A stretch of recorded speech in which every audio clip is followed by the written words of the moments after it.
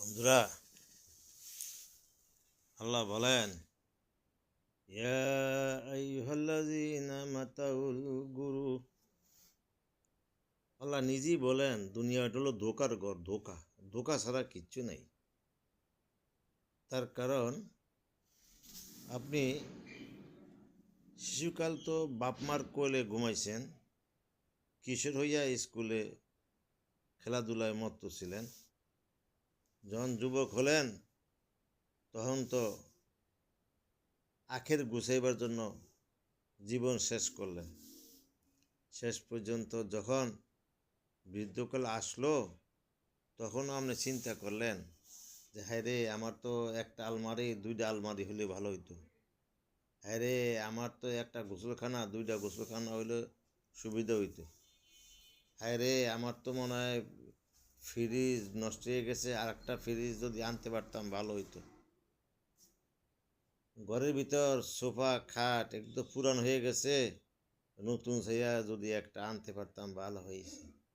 কিন্তু এতদিনে মনে করেন আপনার হাঁটুতে ব্যথা, ঘাড়ে ব্যথা, চুলগুলো সব পেকে গেছে, চোখে কম দেখতেছেন, নানান রকমের সমস্যা, বসলে উঠতে পারেন না, উঠলে বসতে কষ্ট হয়, মসজিদে যাইতে আপনার সমস্যা হয়। মানে আপনার ভিতরে অসুখে আস্তে আস্তে বাসা বাঁধতেছে। তারপরেও আপনি চিন্তা করতেছেন যে ঘরটা টিনের আছে, যদি দোতলা হইতে ভালো হইতো, আর দোতলার থেকে ৩-৪ তলা হইলে ছেলেমেয়েরা থাকতে পারতো।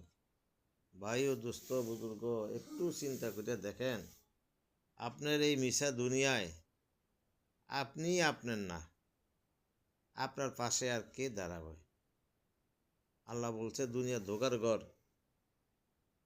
একটু বিছনার সাথে যখন লেগে যাবেন, দেখবেন আপনার পাশে কেউ নাই। সারাদিন আপনি চিন্তা ভাবনায় আয় উন্নতির দিকে ব্যস্ত থাকলেন, অথবা দিন শেষে আপনি দেখলেন আপনি একা, আপনার আর কোনো কাজ নাই।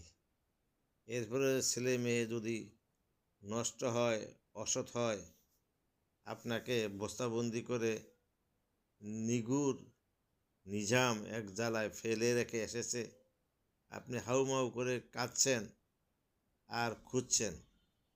তাহলে কি বোঝা গেল?